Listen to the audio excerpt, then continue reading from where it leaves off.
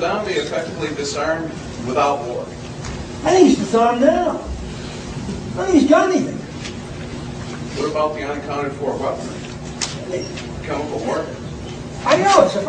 First, I heard. Concealment mechanism. First of all, I heard of all these weapons, these chemical weapons, was last week.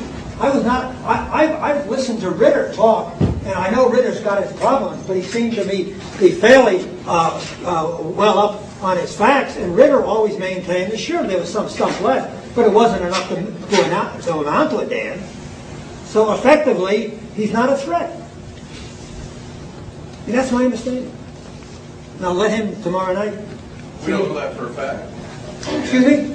That's not a fact. That's Well, yeah, it is a fact, because look, I told you the kind of war we fight.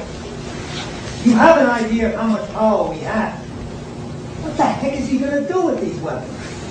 Suppose he's got an atomic bomb, and he even hints that he's going to do anything with it. You'll level the whole country. I mean, to me, that as an American, I'm 70 years old, that's what's so impressive to me, is that this is a different country. We make no bones about the fact that we'll wipe them out. So what purpose would he possibly have if he's got the weapons and using them? You tell me. But he continues to develop some type of capability. It's a question of what is he developing weapons? He lives in a neighborhood where everybody's got them. The Israelis have them. The Israelis have chemical weapons. The Israelis have biological weapons. Now, I don't know, but I assume the Syrians are also trying to get them. I'm sure the Egyptians are. I think you always have to put this thing into context. Is he trying to develop weapons so he can defend himself against the Iranians who hate him, against the Syrians who also don't like him, against all his neighbors, or is he trying to, or is he, as the president is presenting, a megalomaniac? I don't think he is.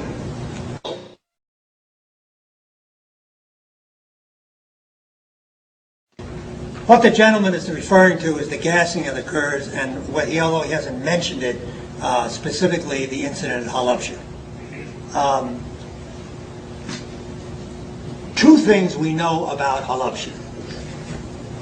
For those of you who don't know what Halabja is, it was an incident that occurred toward the end of the Iran-Iraq war in which civilian Iraqis, mostly Kurds, were killed with chemicals in a battle that occurred in the north of Iraq in the Kurdish territory.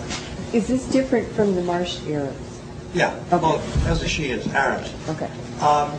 The two things we know about the Halabja incident, and it's interesting that whenever the incident is discussed in the United States or in Britain, these are always suppressed.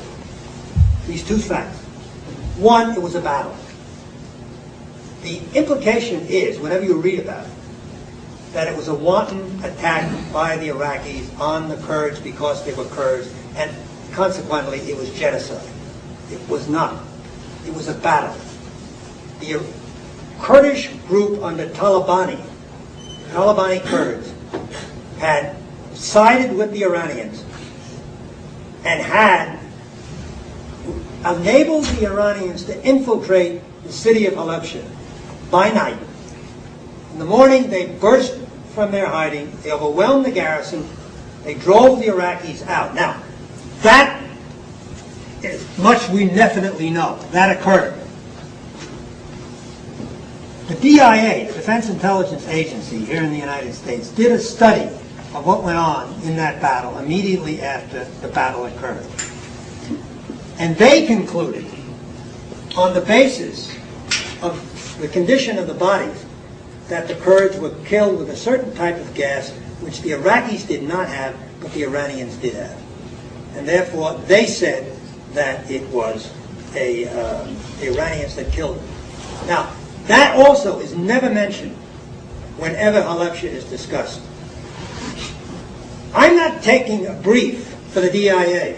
It's entirely possible the DIA cooked its analysis, that it's a phony study. But the point is the study exists. The United States government backed it at the time, and as a consequence, we never made much of the whole incident at Halabja until after the war. After the war, Alepsha, the whole thing was retold. The whole story was retold. It became a genocidal attack.